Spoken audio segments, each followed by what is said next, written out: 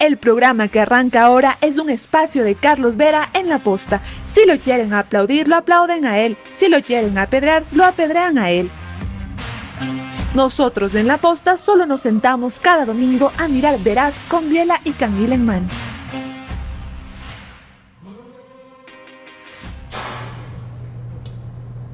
Bienvenidos a una entrevista muy singular con dos jóvenes que van a heredar el país que vivimos. Y me propongo a lo largo de los próximos 60 minutos conocer sus impresiones del país que vivimos y sus propuestas para que sea otro, para que sea mejor. Ellos son, comenzando por las damas, aunque eso es machista, entonces voy a comenzar por los caballeros. César Emilio Febres Cordero Loyola, apenas 23 años. Él es Bachelor of Arts de International Relations and Business de la Universidad de Rochester, Nueva York. Es decir, licenciado en esta materia. Comentarista y analista de RTP, Radio Tropicana, y articulista de Expreso desde el año pasado. Y junto a él está Astrid Singre Viteri, 28 años, comunicadora social, máster en marketing político, también analista de RTP en el programa que conduce Ramón Sonnenholzner, don Ramón, y reportera de la UCSG, Universidad Católica Santiago de Guayaquil. Bienvenidos. César, en ese orden, una primera descripción, en pocas palabras, de cuál es, a su juicio, el país que vivimos. Es un país que vive atrapado en las trampas de su desarrollo. Es un país que todavía sigue con las lógicas que le damos hace mucho tiempo. Un país que se administra todavía como hacienda. Un país, y esto, la agricultura es un trabajo muy noble, pero que ha faltado en modernizarse en muchos sentidos, que es muy vertical todavía. Para Astrid Singre, ¿cuál es el país que vivimos? Estamos en un país enfermo. Un país enfermo porque la sociedad está enferma y enferma de diversas maneras. No solamente vamos a poner el tema de droga, por ejemplo, sino enferma en un tema de la educación también que no se ha actualizado, las mallas curriculares, por ejemplo. Estamos en un momento en el cual la salud también está precarizada. Vivimos en una sociedad enferma, la cual también se ha sumergido en su propio mundo y de la cual le importa poco lo que sucede fuera de sus esferas. ¿Qué hacemos entonces con ese país lleno de trampas y con una sociedad enferma? ¿Derrotarnos? No. ¿Qué? Lo revisaremos con estos dos jóvenes comunicadores en los próximos 60 minutos.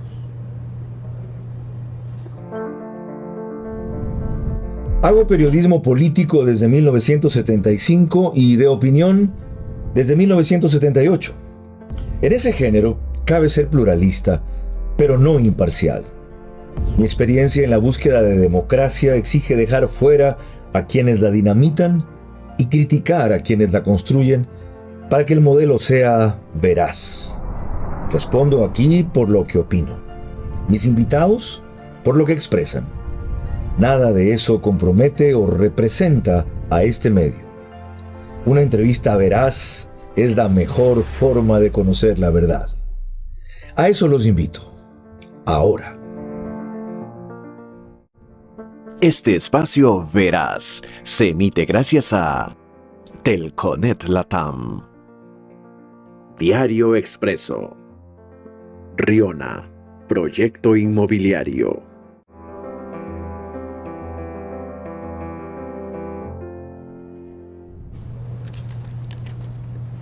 Bienvenidos a una entrevista veraz inusual que llega a ustedes de manera exclusiva para medios digitales por La Posta en Facebook y en YouTube. A nivel convencional, estamos por Extreme TV Cable en canal 15 de Vito TV o si no, 709 en alta definición HD. Y en DirecTV por 194.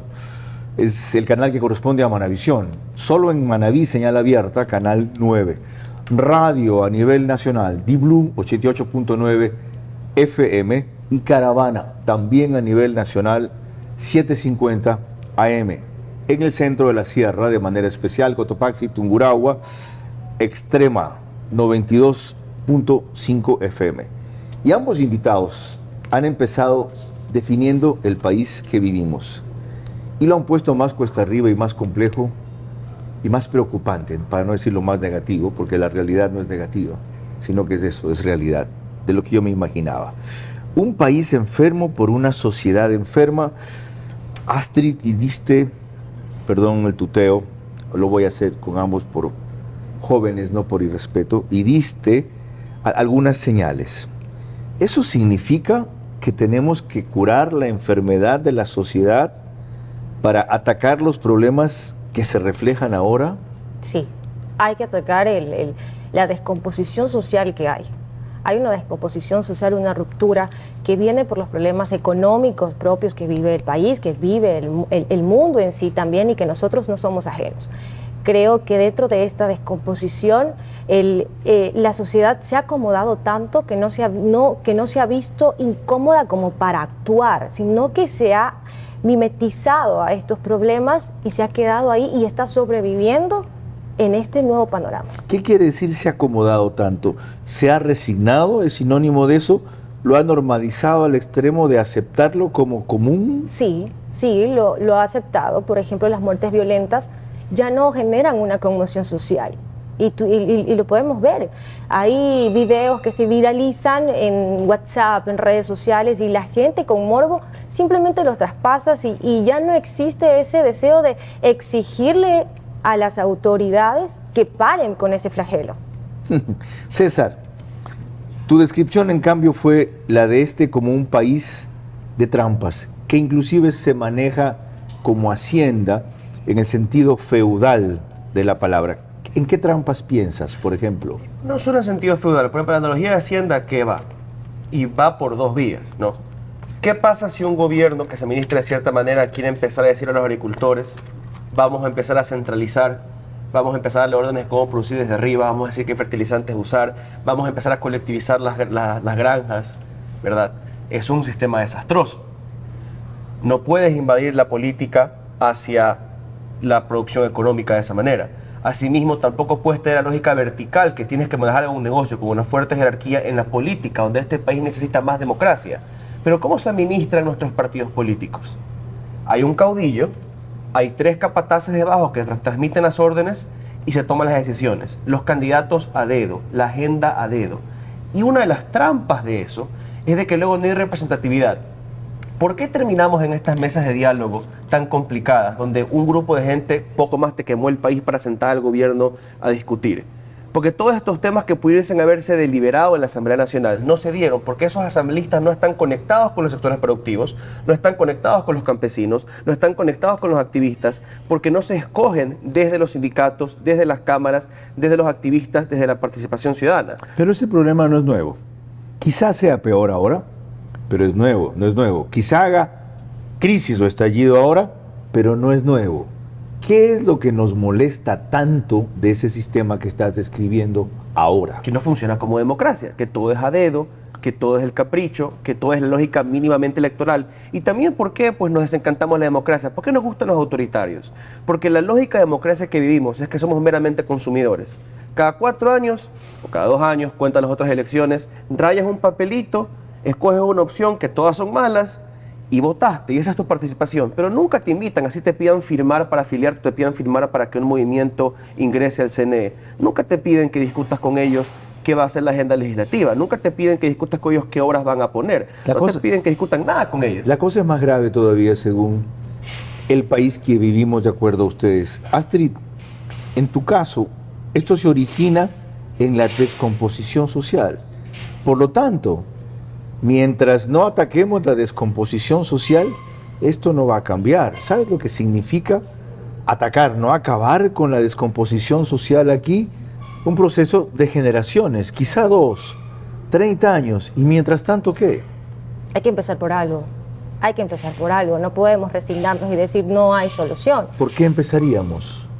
Primero, pues mejorando la condición de vida del tejido social. Afuera, en las periferias, hay gente que bueno, no vive con $20, como dijo el presidente, vive con menos, ¿ya? Y es un problema sobrevivir en el país. Tenemos altos índices de desnutrición infantil. Y yo diría que ni siquiera la infantil, yo diría que hay desnutrición en la población, en gran parte de la población del país. Porque ahora, hay una falta de ingreso y de empleo formal. Astrid, hubo un país que hizo eso, Chile, y no le sirvió. Estalló de un nivel a un extremo peor que el nuestro hace 3 años. No acabó la descomposición social, redujo la pobreza extrema, etcétera. ¿Hay algo más en ustedes, en los jóvenes, sin que yo quiera decir que son de ese tipo de jóvenes, que los tienen conformes, que les molesta, que la inequidad, que la desigualdad, que la identidad de género, que los nuevos derechos? ¿Qué es? Hay para mí, dos factores o para mí 2 grupos de personas que en estos momentos y de jóvenes que hay. Primero, quienes debaten el tema pero no se inmiscuyen. Y segundo, los que son simpatizantes de cualquier organización política pero no quieren participar. Y eso es un problema de decisión y compromiso. ¿Y en cuál de los dos estás tú? Definitivamente el del debatir, pero el nivel de desprestigio político que hay también no ayuda a que la juventud se arriesgue hacia ese camino. Podemos encontrar... Bonito consuelo. Podemos encontrar... No, ¿Qué clase de juventud tenemos? pero, como hay riesgo, no me meto. Pero podemos encontrar, por ejemplo, actuales candidatos a las seccionales de este 2023 que son jóvenes y que van caminando por las calles y dicen, miren, yo soy candidato pero no soy político. Hay que mejorar la imagen de lo que es la política también. Okay. Astrid propone, dado lo complejo de su visión y lo de largo plazo de su salida, por algo hay que comenzar y comenzar pronto. En tu caso, ¿cómo responderías la misma pregunta, César? ¿Por dónde comenzar para desactivar las trampas de este país que terminan, de acuerdo a tu descripción, en que no exista democracia y tengamos la clase política y los políticos que describiste? Hay que empezar analizando el problema y mencionan la descomposición del tejido social, mencionan Chile. Yo creo que es importante ir hacia las 2 cosas. Es un país donde la inseguridad no te permite salir. No puedes militar si estás encerrado en tu casa. Esos países de la inseguridad te quita tus ingresos, te vacunan tu negocio y se te cae el negocio. Es un país donde la inversión social también se detiene, es otro problema. Es un país donde la empresa mantiene los capitales afuera porque no confía en el país y el capital extranjero tampoco viene por la misma razón. Cuando tienes un país pobre, no le puedes exigir al ciudadano participar en la democracia, porque así quiera. Hacer democracia requiere tiempo y requiere recursos. Ahí hay 2 elementos. Profundicemos en eso. 1, tú acabas de situar la inseguridad como un elemento que sitia a la gente tratando de defenderse o protegerse y le impide la participación política que debe tener, ¿verdad? 1. Y social. Porque también algo que vence al crecimiento de la mafia que se tome en los barrios es la participación y la vida social, pero eso es imposible con la inseguridad. De acuerdo. Y lo otro, la pobreza. Estás ocupado en sobrevivir antes que en participar. Entonces vas a exigir cosas muy elementales a los políticos por tu desesperación. Vas a pedir la ayuda mínima, hasta el kit de vitaminas, de medicinas. No le vas a pedir obras de cambio profundo. No vas a pedir más democracia, menos autoritarismo. Y si estás camellando 2, 3 trabajos informales para poner pan en la mesa, no tienes tiempo de una central política a exigir lo que tienes que exigir. ¿Cómo caímos en eso? Porque los dos, con palabras distintas, han mencionado un elemento común que en vez de ser catalizador ha sido represor, el de la inseguridad. No es nuevo, pero en América Latina en general, ayer conversaba con un futbolista brillante, Juan Sebastián Verón, y lo primero que me contaba en la Argentina es la inseguridad. Acabamos de hablar de Chile, estamos hablando de Ecuador. ¿De dónde vino eso? ¿Así? Por la oleada que es ahora, porque es un fenómeno avasallador. Nunca ha sido como ahora. Queremos decir que viene de afuera y en parte viene de estas grandes redes criminales colombianas, mexicanas, de varios otros países, de Albania, pero viene también de adentro, porque se introduce en un estado ya corrupto. Amenazan a jueces, a fiscales, o compran a jueces y a fiscales y a policías porque los han infiltrado a la policía y las Fuerzas Armadas con redes de corrupción que ya existían, donde ya había captación ilegal, donde ya había contrabando, donde ya había redes delincuenciales metidas en el Estado y en la fuerza pública. El narcotráfico aprovecha porque tiene las puertas abiertas y porque estamos acostumbrados a eso, viene de adentro. Vamos a ese tema. Y aquí un primer caso. Sí, dice César Febres Cordero, Loyola, de paso, nieto de Agustín Febres Cordero, sobrino nieto vendrías a ser de León Febres Cordero, ¿no? Lo político te viene clarísimamente por ahí, ¿ya? Que eso prende aquí por la complicidad y descomposición de dentro. Veamos un ejemplo. En Perú, Leandro el Patrón aprovechó la pandemia del COVID para fingir su muerte y que se extinguiera una acción penal que se seguía en su contra por el delito de tráfico de drogas. En Ecuador enfrentó algunos procesos judiciales de los cuales salió bien librado.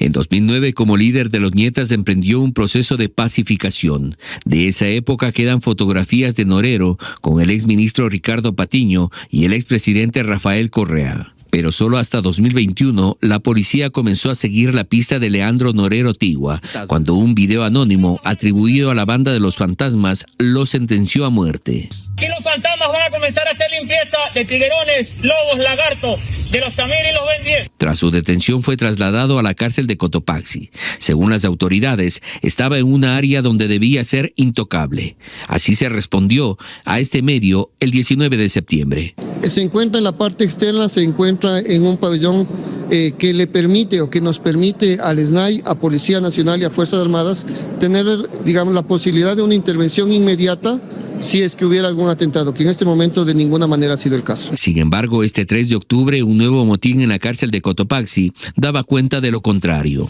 El ciudadano Leandro Norero estaría entre las personas víctimas. Y ahora la pregunta que surge es: ¿a quién le convenía la muerte de Leandro Norero, alias el Patrón? Para muchos incluso, hay la duda de que Norero realmente esté muerto o, una vez más, fingiendo su muerte. A propósito de este caso, entonces, vamos de lo particular a lo general. ¿Cómo enfrentar con éxito para atenuar y reducir, nunca para controlar y eliminar, y eso se lo aclaré al presidente y él insistió en que eso tiene una solución, este fenómeno del narcotráfico? Astrid, sin que tú seas una experta en seguridad ni yo te proponga un plan de ese tipo, pero sí desde tu perspectiva doble de mujer y de comunicadora que todos los días procesa estos temas, ¿cuál pueden ser 2 o 3 elementos claves para no seguir patinando como estamos patinando? Primero, que separemos la violencia criminal. Estamos en una mesa de seguridad que en estos momentos se está tratando en la Asamblea Nacional y se trata únicamente la violencia criminal desde el narcotráfico, pero hay otros tipos de violencias que se están dando en el país. Por ejemplo, si ponemos sobre la mesa la violencia de género, también es un problema. Tenemos que también colocar dentro de esta mesa la violencia común, el robo común, el robo a la propiedad privada, y no se está tratando. ¿Por qué es importante distinguir los tipos de violencia? ¿Por qué? Porque, por ejemplo, en esta mesa de seguridad se está tratando temas, por ejemplo, de porte de armas, de reestructurar las cárceles, pero no se mira, por ejemplo, los otros tipos de violencia, y el presidente lo está tratando de forma separada, cuando todo es un conjunto de seguridad. Ok, distinguir los tipos de violencia, pero entender que es un fenómeno concatenado. Igual pregunta sobre el punto de narcotráfico. Ok, ¿de qué manera lo contenemos, lo enfrentamos? No lo paramos, no lo acabamos, no lo eliminamos, solo eso. Primero empecemos a limpiar la casa. No puede ser que el señor presidente de la República nos diga que se van los generales Goyes y Ponce.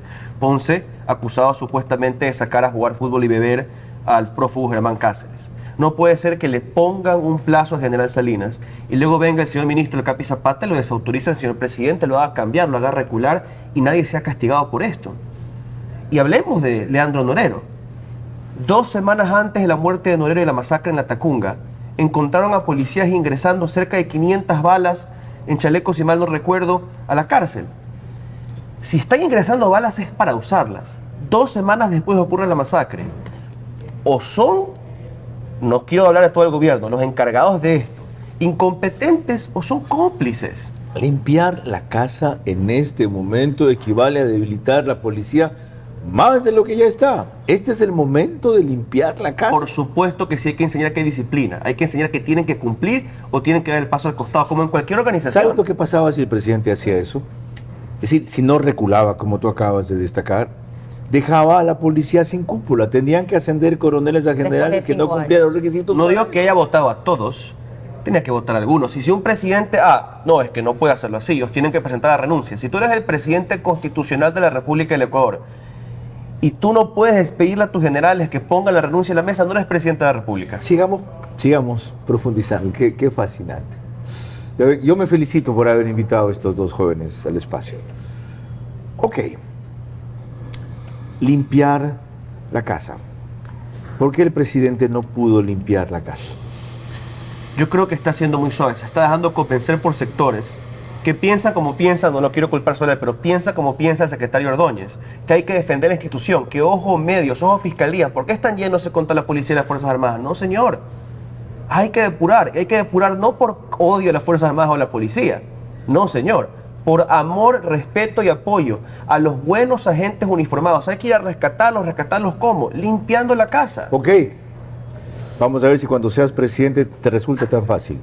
Dios quiera que yo viva para ponerte esta grabación y mostrártela. Te doy 15 años para eso. Después de eso, no puedes desistir. El reto es servir. Te doy... ¿Y dónde se sirve más? Todos los ciudadanos tienen que servir. ¿Cuál es el mejor instrumento para servir? No, es que la política no puede ser solamente El quiero ser poder es el presidente. mejor instrumento para servir. Ya, llegar al poder para servir. Yo no te dije que para que te pongas la banda. Pero los deseos y las ansias no siempre son suficientes. Ya lo hemos visto.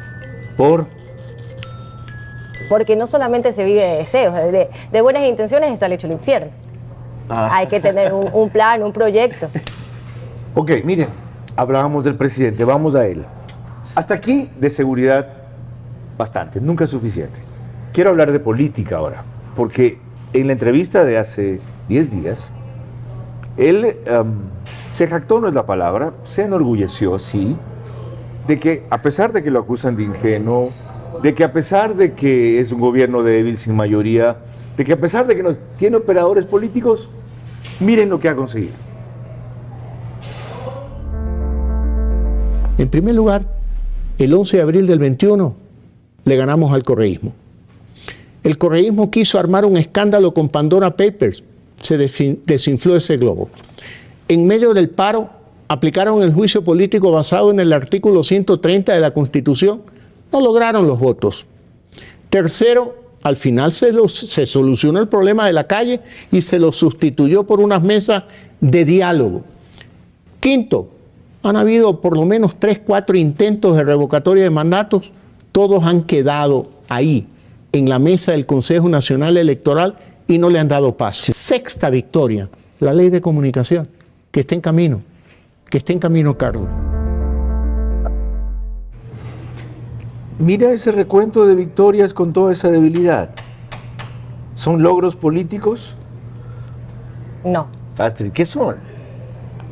Para mí eso no es únicamente del presidente, no es obra única del presidente. Hay gente que le interesa, por ejemplo, que no retorne el correísmo, pero para mí el presidente puede lograr más, solamente que es un mal negociador. No sabe negociar no solamente con el correísmo, es que él ve a veces solamente 3 direcciones y tendría que ampliar su visión para ver que tiene que negociar con todos en la mesa, y negociar no significa ceder en cosas importantes como amnistías o como indultos. Si no, ver la manera política en la cual se pueda llegar a acuerdos. ese mismo fenómeno, ¿tú lo evalúas como triunfos políticos, César, de acuerdo a cómo lo evalúa el presidente? A duras penas. No han llegado lejos con sus intentos de llevarme a la revocatoria del mandato, no me han logrado defenestrar. Pero vamos a ver, no lo lograron sacar ni por el 130 ni por el 148, si no me falla la memoria, en el tema Pandora y en el tema del paro, porque el PSC y la izquierda democrática te ayudaron. Y tú usted acusó, señor presidente de la República, con todo respeto, de muchas cosas a miembros del PSC y la ID.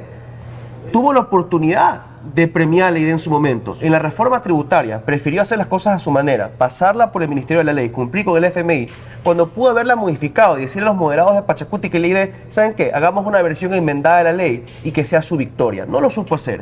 Y al PSC, que 2 veces lo salvó, lo acusa de conspirar con el correísmo.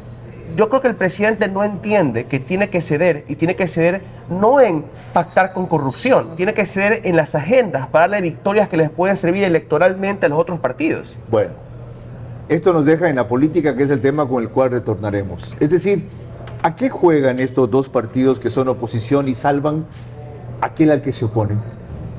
Más con Astrid Singre y César Febres Cordero cuando volvamos.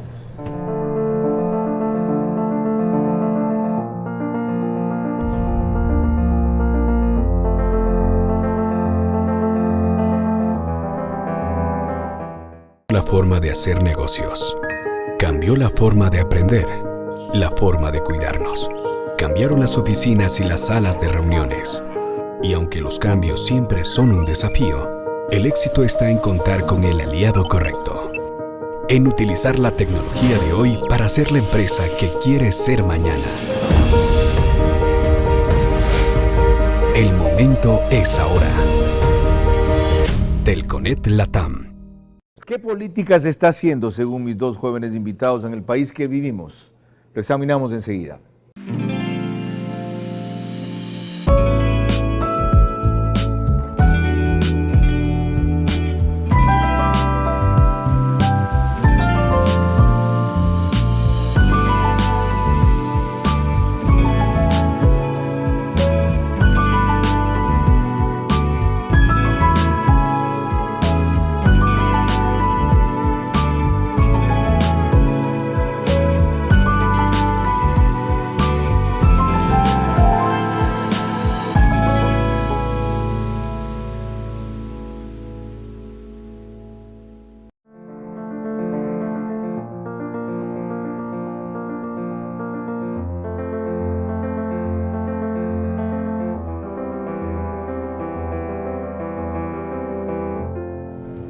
Estamos de vuelta en esta entrevista veraz con dos jóvenes comunicadores que no pasan de 30 años y parecen analistas de 45. Madurez y claridad que celebro, que representa motivo de esperanza y optimismo, siempre y cuando den el siguiente paso. Ellos verán cuál, con su carrera de comunicación o con su visión política, pero el siguiente paso. Después de 30 años no los quiero encontrar haciendo el mismo rol con un país peor. Llegamos a ustedes gracias a Telconet Latam, Riona, Proyecto Inmobiliario, Diario Expreso, Bankers Club, desde cuyo piso 33 emitimos, y el concierto de Joan Manuel Serrat del próximo sábado 29. No se lo pierdan, es el último. Me perderé yo la final de la Conmebol porque Dios mediante podré ver alguna otra quizá el año entrante. Otro concierto de Joan Manuel Serrat, solo esta vez. Dicho eso, sí, lo que va aquí es más que publicidad, convicción. Ok, dicho eso, César, ¿qué hacemos para cambiar esta política entre ejecutivo y legislativo para comenzar? ¿Qué hacemos? Brevemente recapitular lo que decía. Dale la oportunidad a tus socios, a los moderados. Yo creo que un poco es tarde ya. Dale la oportunidad de que puedan sacarte victorias, de ser en tu agenda. Y miremos también, por ejemplo, la ley del uso legítimo de la fuerza. Esta fusionó 3 proyectos, el de César Solórzano, el de César Litardo y el de Marcelo Holguín, si mal no recuerdo. Sí. Pero también incluía ciertos elementos importantes del proyecto de seguridad integral que presentó el presidente Lasso a través de la ministra Vela. Ahí había una victoria, pero porque con el apoyo de Creo sale un proyecto, el presidente lo veta, regresa y ellos insisten en ratificarse, y el presidente en su momento lo llamó bloqueo. Pero recordemos que asambleístas de Creo al pasarlo originalmente, al pasar esta ley, decían: yo no espero veto del gobierno. El gobierno tiene que abrirse más, no hablar de bloqueo y ver que hay cosas posibles que hacer en la asamblea. Ahora tienen esta mesa de seguridad, ahora tienen la discusión por la ley de inversiones. Vayan adelante. ¿Por qué no se abre más el gobierno? Es un problema de perspectiva de Guillermo Lasso. Es una estrategia de su entorno que lo presiona a no ceder. Es su concepción vertical de que one way, my way. Un camino, el mío. ¿A mi manera o a ninguna? Yo siento que el presidente tal vez no entiende la posición de su gobierno. Es un gobierno de minoría y un gobierno que, aunque logró una remontada histórica del 19 al 52%, lo logró hablando del encuentro. Sí tuvo el apoyo del voto anticorreísta, pero tuvo también el apoyo del voto desencantado, ese voto que se fue por Yacu y por Herbas, porque quería algo distinto. No me gusta usar este término, pero digámosles una tercera vía de cierto tipo. Un gobierno que invitaba, que abrazaba otros espacios, un gobierno que cambió de opinión. Y cambió de opinión no para recular, cambió de opinión para progresar y evolucionar. Esto es clave entender, para que se pueda resetear. ¿A quién tiene que responder el gobierno? Eso, por cierto, se me quedó fuera en la entrevista con él. A este 32% que sumó a su 19-20 que tuvo, hasta llegar hasta casi 53%, con una agenda distinta a la de él, pero que él recogió. Y Astrid, dentro de esa agenda, estuvo el apelativo a las mujeres, el apelativo a las jóvenes, el apelativo a la igualdad de género, a iguales salarios para mujeres, a combatir, ciertamente, aunque no con el gran énfasis que le han puesto ahora, la violencia contra la mujer, combatir eso. ¿Cómo sientes tú la posición del gobierno frente a la mujer ahora que el desgraciado incidente de María Belén Bernal le ha hecho darle por primera vez la importancia que merecía? Me preocupa mucho. El presidente, sí, llegó al gobierno prometiendo equidad, paridad de género.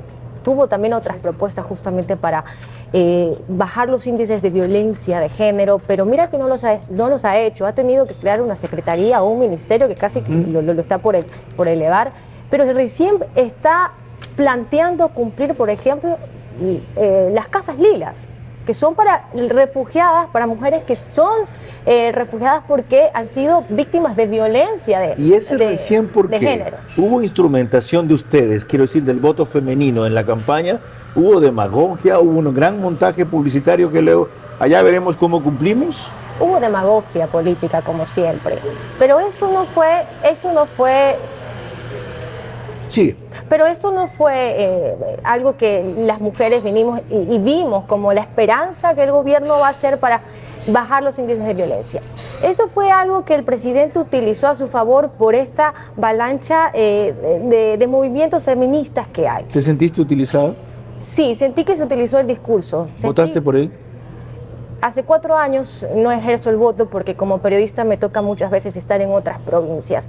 Pero si hubiera votado, obviamente hubiera votado por el presidente Guillermo Lasso. A estas alturas agradezco no haberlo hecho porque me sentiría culpable. Qué increíble. Ok. Y disculpa la indiscreción porque el voto es secreto, pero no te negaste a responder. Una cosa es no preguntar y otra cosa es no responder. Para ambos que son entrevistadores también, permítanme esa mínima lección. Sí, César. Yo me encontraba en Estados Unidos haciendo mis estudios y no pude votar por eso. Yo me acuerdo que le decía a un amigo, este periodo no le deseo la presidencia de la República ni a mi peor enemigo.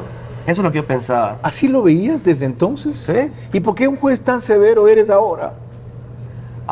Porque hay que hacerlo. El presidente Lasso también, estoy seguro, un hombre muy inteligente, capaz y de carrera, entendía lo que se venía, veía la dinámica interna en el país, veía la situación global incluso antes de la guerra y tenía que entender que las cosas eran muy graves. A ver, conociendo tu historia,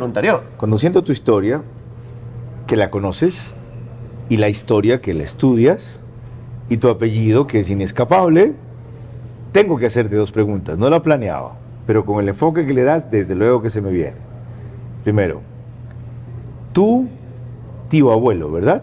El hermano de tu abuelo, de Agustín León Febres Cordero, prometió pan, techo y empleo.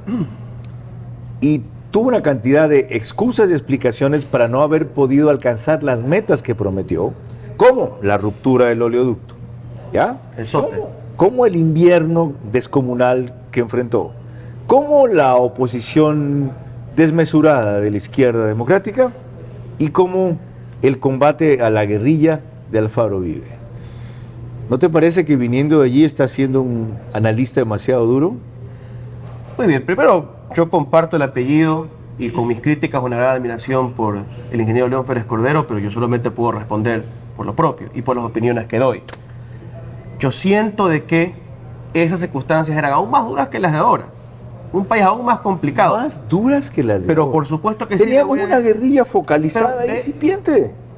Ese Congreso, ahí la izquierda democrática decía que iban a gobernar desde el Congreso y no iban a dejar gobernar al presidente. Lo que quisieron hacer con la Corte, vamos, era bastante complicado. Era un país aún menos desarrollado. Era un país fresquito regresando a la democracia y a la dictadura.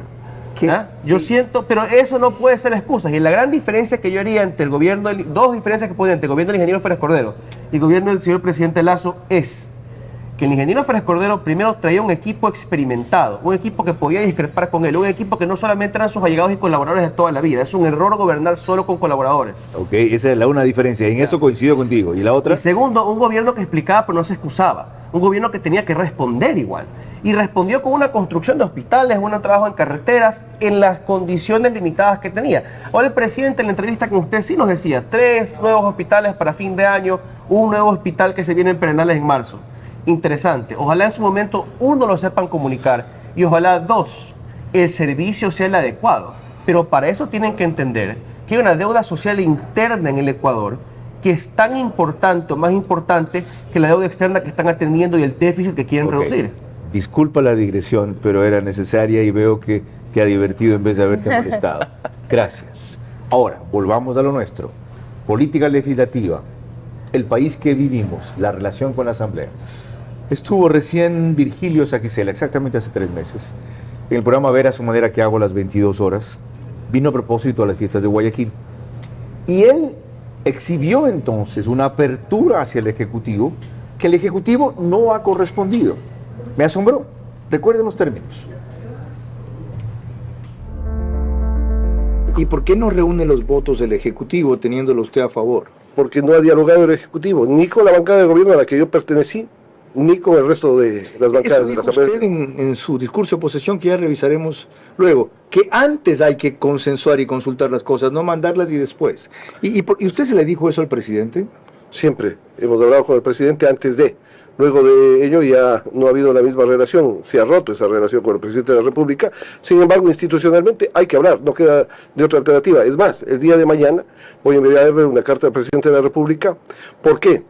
La Asamblea va a nombrar una comisión, que será una comisión de antesala, más una comisión del Ejecutivo, y pongámonos a buscar los puntos de consenso mínimos. ¿Comisión sobre acuerdos mínimos, tanto en la iniciativa del colegislador cuanto en la iniciativa de la Asamblea. ¿Va a concretar usted aquello que anunció de una agenda, aunque sean de la otra vereda del río? No, es que es necesario. No podemos en el país seguir divorciados entre los poderes del Estado. A los ecuatorianos no les interesa ello. Pero se va a formar una comisión para no coincidir en nada. Bueno, yo creo que deberíamos buscar las alternativas. ¿Qué es lo que ha sucedido? El gobierno no ha sintonizado con las fuerzas políticas de la Asamblea Nacional, ni con su propia bancada, menos con las restantes.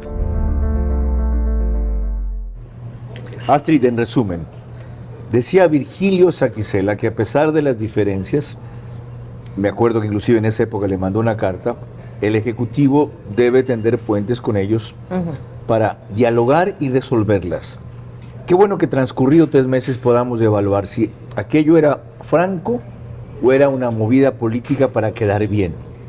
O lo que es peor, el Ejecutivo, con el recelo y la distancia que tenía, desaprovechó ese guante que le lanzaron. Aquí tienes el guante para que te lo chantes, y desconfió.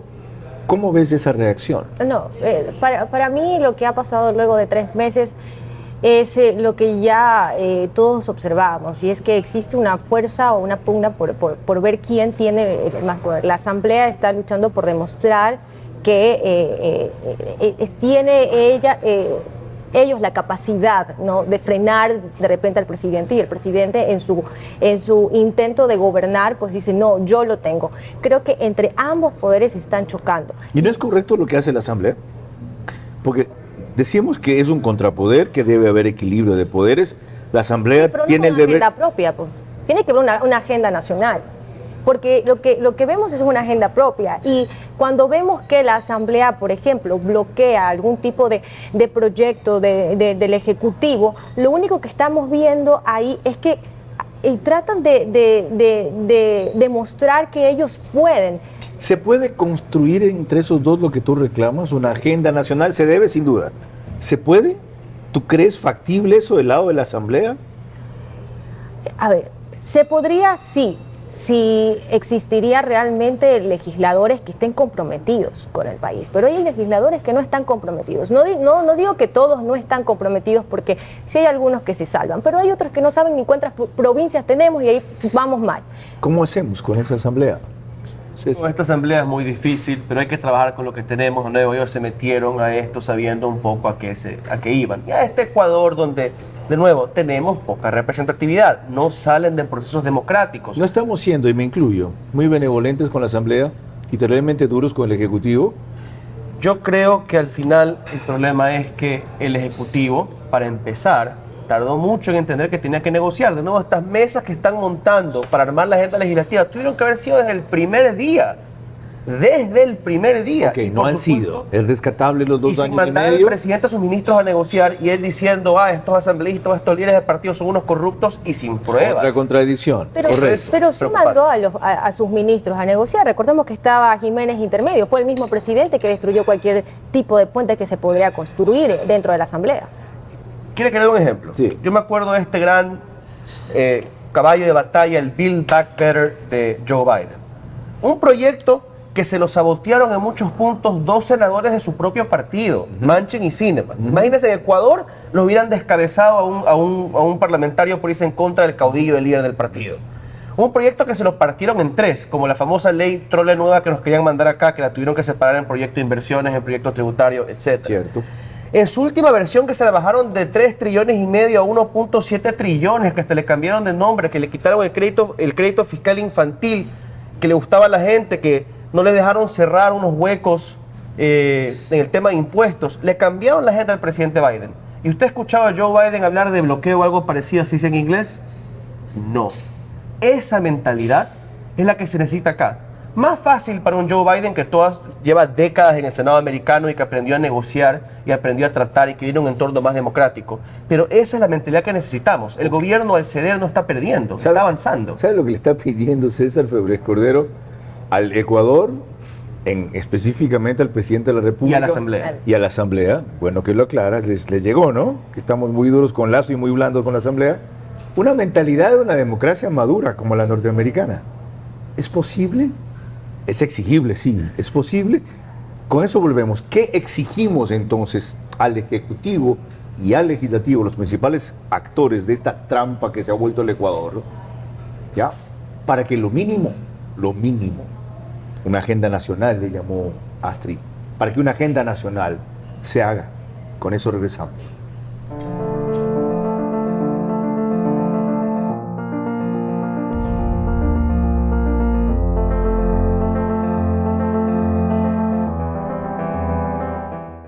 Cambió la forma de hacer negocios. Cambió la forma de aprender. La forma de cuidarnos. Cambiaron las oficinas y las salas de reuniones. Y aunque los cambios siempre son un desafío, el éxito está en contar con el aliado correcto. En utilizar la tecnología de hoy para ser la empresa que quieres ser mañana. El momento es ahora. Telconet Latam. ¿Qué hacemos con la Asamblea y el presidente que tenemos como parte del país que vivimos? Es el tema que tratamos enseguida. La verdad es tu derecho. No se vende, no se compra, no se negocia. La verdad se busca hasta encontrarla, donde sea, sin importar las adversidades, riesgos ni obstáculos. La verdad siempre prevalecerá. Aunque duela, aunque incomode, aunque muchos tiemblen, aunque pocos la crean. En Diario Expreso estamos comprometidos con la verdad, porque los ecuatorianos la merecen y es nuestra obligación llevarla cada día a todos los rincones del país. Diario Expreso, 49 años sin miedo a la verdad. Joan Manuel Serrat se despide del Ecuador. La mujer. Sábado 29 de octubre, Medio Coliseo Rumiñahui, 20 horas. ¿Y qué le voy a hacer? Sus entradas en ticketshow.com.es, Río Centro, Mall El Jardín y Paseo San Francisco. Para la libertad. 10% de descuento y 10 meses sin intereses con tarjetas Produbanco. Porque te quiero a ti. Auspician Pícaro Resto Grill, Aseguradora del Sur, Extreme TV Cable y Swiss Hotel Quito. Caminante no hay camino. Serrat. Su último concierto te lo trae Top Shows.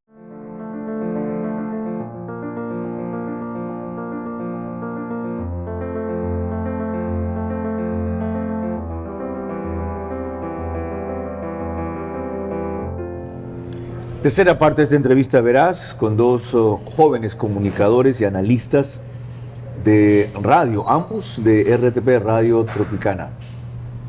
Astrid Singre y César Febres Cordero Loyola. Nos quedamos en relación ejecutivo-legislativo y en qué debe hacer el presidente de la República para no entramparse tanto en estos bloqueos. Decía César Febres Cordero, ¿se imagina si Biden hablaba de bloqueo cuando eran 2 senadores de su propio partido los que no viabilizaban un proyecto emblemático de él? Y se mostraba también sumamente crítica Astrid de la actitud del presidente. Entonces, ¿Está en el presidente desbloquear un poco la política y su relación con la Asamblea? Sí, está en el presidente, pero también está en la Asamblea. Pero yo quiero señalar algo. Ahora que estamos esperando pues, que la Corte Constitucional dé su veredicto en cuanto a las preguntas para la consulta popular, creo que no está en la reducción de los asambleístas, se va a hacer más pequeño el circo. Está en que ambos lados cedan, conversen, debatan, pero con nivel. Se necesita nivel legislativo. ¿Cómo los obligamos a eso?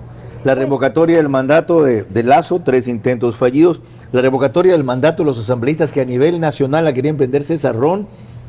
Hablé con él. El otro día me dijo, Carlos, es una instrumentación imposible. Yo no me voy a meter en imposibles. Mira, del lado de la comunicación te diría que lo podemos obligar de la siguiente forma. Porque a veces vemos como la Asamblea no aprobó tal proyecto o bloqueó el legislativo, o bloqueó el Ejecutivo. Lo planteamos así desde el lado de la comunicación, y te lo digo porque es mi rama. Pero tal vez si lo planteáramos de cuánto ha perdido el Ecuador con aquella mala decisión de la Asamblea o con ese bloqueo de la Asamblea. Y pasamos a un tema interesante allí. Mucho de lo que Ejecutivo y Legislativo puedan hacer depende de lo que la comunicación logre demostrar, revelar. ¿En verdad tenemos ese poder, César? A ver, tenemos la obligación de sacar lo mejor de ellos, criticándolos también, haciéndoles lucirse en su respuesta. Tenemos la obligación de comunicar los éxitos, no solamente los fracasos, así sean pocos a veces. Tenemos la obligación de hacerlos responder también por la vida política interna, que insisto mucho en eso. ¿Está cumpliendo la prensa ese rol? Yo decía el otro día con algunos colegas que nos estamos equivocando también en la medida en que estamos exigiendo condiciones imposibles en un país diferente. Conversaba con un colega en el programa de la noche, no me acuerdo en estrato cuál, le decía, hay una diferencia. El Ecuador de hoy no tiene la variable que tú mencionas del pasado, que ya aquí he mencionado, de un país sitiado por el narcotráfico. ¿Estamos haciendo nuestro papel? Nosotros ya tuvimos problemas institucionales en la seguridad de este país, en la política de este país. No es que de la noche a la mañana, o sea, se recrudeció la violencia, pero la infiltración del narcotráfico viene de un país que ya, acuérdese el episodio de Notario Cabrera. ¿Quiénes tenían la plata ahí? ¿Quiénes la sacaron? ¿Quién era el que lo hacía? Un funcionario. O sea, vamos. Ese es el Ecuador que hemos ido marchando a este abismo. Y frente a eso no cabe un poquito de más comprensión y menos intolerancia. No podemos ser muy suaves, porque nosotros hemos sido los comunicadores, los ciudadanos, la opinión fue dura con gobiernos anteriores. ¿Qué pasa si ahorita no somos duros? Coincido. Las preguntas eran las que debía hacer. Cuando volvamos, lo último, la consulta en esta coyuntura puede arreglar en algo el tema que estamos tratando aquí, el país que vivimos, es decir, lo que resta de las dos preguntas que van a cambiar y las dos que piensan añadir. O, inclusive sabe que déjenlo, esto se pasmó, se pasó.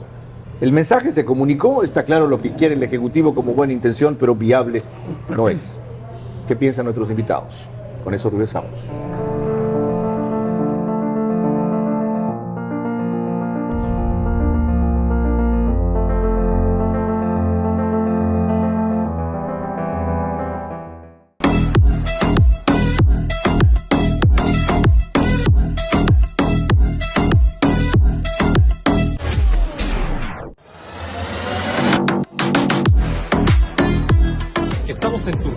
Rumbo a lo que será Qatar 2022. Para prepararles toda la información de lo que será este espectacular Campeonato Mundial de Fútbol en Qatar.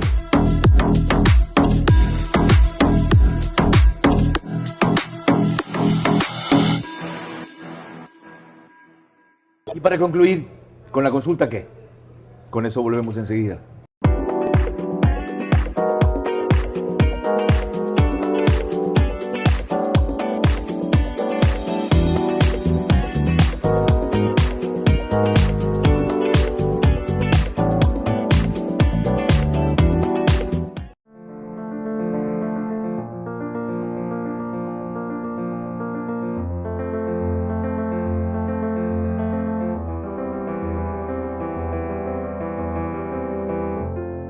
Parte final de esta entrevista, verás a dos jóvenes comunicadores que no pasan los 30 años, y lo destaco, porque su claridad y madurez daría la impresión, no su aspecto, en el caso de César, por supuesto, sí, parece un beduino de 45, de que fueran mayores. Disculpen la broma, lo conocí cuando era un destacado estudiante. Estamos por La Posta, en medios digitales en exclusiva Facebook y YouTube, en Extreme TV Cable, por Vito TVO, DirecTV, por Manavisión, Di-Blue a nivel nacional en FM 88.9, Caravana 750 AM y en el centro de la Sierra, Extrema 92.5, Tumurabo y Cotopaxi. Con esto quería concluir. Miren lo que dijo Karen Sichel, asesora jurídica de la Presidencia de la República, recién nomás en Punto de Orden de Radio Centro, sobre el giro que va a tomar la consulta tras la respuesta de la Corte Constitucional en darle paso a 6 preguntas y no a 2. Si es que uno se pone a analizar las preguntas institucionales, la consulta popular busca atacar a los problemas primero de origen de la clase política, luego a los problemas institucionales a través de un mecanismo de designación de autoridades que se ha eliminado de la concentración de 4 personas como es ahora, que es la mayoría del CPCCS, y se pase a un órgano con mayor representatividad democrática, con ciertos controles por supuesto, pero que, como usted mismo menciona, en una democracia así es como tiene que funcionar. El constituyente de Montecristi, en vez de solucionar un problema que era precisamente la clase de políticos que tenemos, buscó crear un experimento, un monstruo que no existe en ningún país del mundo, que es el Consejo de Participación Ciudadana, y ya vemos dónde nos ha dejado ese experimento como país. Nos ha dejado en un país en donde, por ejemplo, a la actualidad tenemos 10 autoridades subrogantes, un defensor público que no ha sido designado en 4 años, un contralor que lleva 1 año y medio sin poder ser reemplazado porque el Consejo de Participación Ciudadana no está cumpliendo su trabajo como debería hacerlo, y esto responde no a la administración actual del Consejo de Participación Ciudadana, no responde a quienes están ahorita ejerciendo ese cargo. Este es un problema institucional. El problema del gobierno está en la grandilocuencia con que hablan. Busca solucionar los problemas de origen de la clase política. ¿Qué están diciendo? Buscan solucionar un problema. De la clase política lo puedo entender, que tiene que ver con los partidos. Ok. Y luego, la selección de autoridades. Una arista de la selección de autoridades. Entonces, cuando una pregunta tan modesta como la que plantearon, tan poco ambiciosa, la presentan como la solución de todo, yerran. Genera una expectativa inusual para quienes se la creen. Y una risa para quienes la conocemos, pues. O sea, plantean pocas cosas viables, y sáquenlas adelante. ¿Es esa la línea por la cual deben proseguir, César, con lo que queda? Necesitan credibilidad. Cualquier partido político que aquí a duras penas existen necesita credibilidad. Porque no vuelvan a votar por ti si tú prometes algo y no lo cumples. O si lo hacen con desencanto y van a ir a derrocarte. Va a ir destruyéndose la democracia. Y el problema es que este es un gobierno que generó demasiadas expectativas temprano. Entonces, ¿qué hace con la consulta? Ahora, aquí viene el peligro de la consulta. Primero, si ganan la consulta, la gente va a querer resultados. Los resultados que ellos han prometido. Vamos a hacer el cambio en la seguridad, aunque no esté lo de las Fuerzas Armadas, va a estar lo de la extradición, etc. Okay. ¿Verdad? Estamos prometiendo agilizar las cosas, limpiar las cosas, sacando la participación de la fuerza del Consejo de Participación Ciudadana y Control Social. ¿Cómo eran las designaciones antes por el Congreso de la República? Igualmente amarradas. Amarradísimas. Por y las 7 instituciones, fuerzas. La Contraloría es una fiesta donde todos están invitados. ¿O con quiénes se reunían los anteriores contralores? Entonces, ¿mantener o no la consulta? Yo no sé si sea la gran solución que ellos buscan. Yo creo que tienen que seguir porque recurrir en eso les va a afectar aún más. Es otro retroceso del gobierno. Pero tienen que entender que si la pierden también tienen que tener cuidado. Porque si ellos siguen insistiendo que está bloqueada la asamblea, ya cerraron un puente. Si ellos no quieren colaborar con los alcaldes y municipios y se pelean con ellos, no aceptan sus ayudas como el de Guayaquil, otro puente quemado. Okay. ¿Ya? Si ellos dicen que no pueden hacer nada con la economía interna, que no pueden invertir tanto porque están preocupados en el déficit, la ejecución, otra vía cerrada. Misma pregunta. Su única salida es la consulta. La pierden, ¿qué les queda? Astrid, ¿mantener con ese antecedente o no la consulta? Por obligación la deben mantener. Personalmente consideraría que no. ¿Por qué personalmente tú no insistirías? A ver, castrar el Consejo, ¿por qué es castrarlo? Quitarle la facultad que tiene el Consejo de Participación Ciudadana es simplemente cambiar el mal pero en otro cuerpo. O sea, regresarlo a la Asamblea Nacional. Pero hay 2 preguntas que son válidas, que son las de ambiente. que no se las podría tampoco descartar y desechar. Hay que valorar también estas dos preguntas. Para mí, la Corte Constitucional se va a pronunciar, y lo digo porque lo he conversado con algunos analistas sobre el tema de la extradición. Ya había una observación sobre este tema y muy seguro que se va a pronunciar. ¿Coincides en que dos de las pendientes, una debería dedicarse a asambleístas elegidos en la segunda vuelta? No, definitivamente no puede el presidente venir y porque teme él perder representatividad o no, decidir que va a mandar elecciones a segunda vuelta a los asambleístas. Para mí, el presidente lo que está haciendo es perdiendo el condumio de lo que estaba enfocado, que era la seguridad y la institucionalidad. Y ahora una cosa más. Habiéndose visibilizado tanto un problema que estaba latente pero no tan expuesto, de alguna manera una pregunta debe relacionarse con la situación de la mujer, especialmente respecto a la violencia contra la mujer. Si se debería hacer algo, se debería hacer muchísimo. O sea, si debería estar una pregunta, no. Se debería iniciar primero. Es que esto no es un tema de preguntas, Carlos. ¿No? Es un tema de sociedad. Yo te voy a decir la frustración que tenemos las mujeres cuando vamos al sistema de justicia. Es que desde la fiscalía, si uno no va golpeado, no hay pues evidencia que usted fue golpeado. Okay. ¿Cuántas mujeres han sido asesinadas con femicidios con boletas de auxilio? Volviste al principio. Y yo quiero terminar con lo que ustedes dijeron al principio. Esto es un tema de sociedad. Dijo Astrid Singre, el problema se originaba en la descomposición social.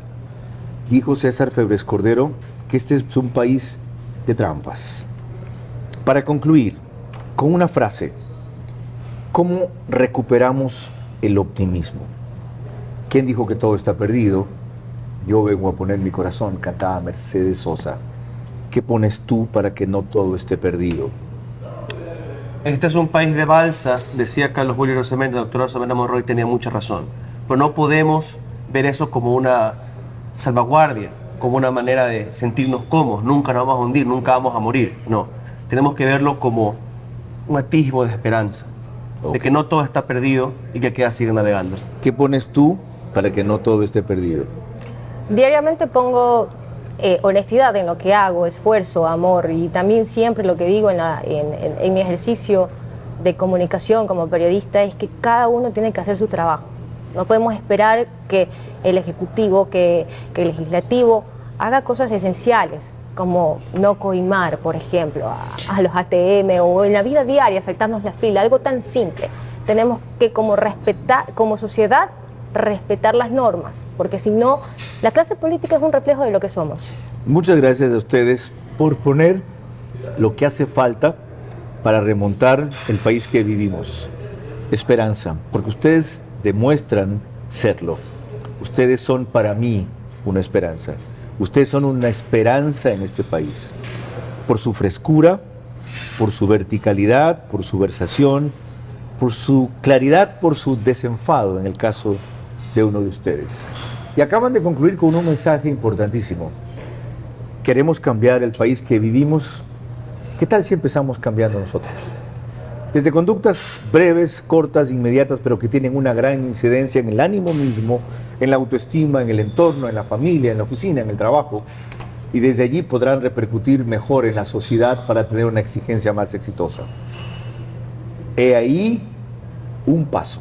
No el único paso, démoslo para poder exigir a los demás los pasos que no han dado, en especial al poder, e ir cambiando poco a poco, ya que no se pudo enseguida, como fue el compromiso, el país que vivimos. Hasta la próxima semana.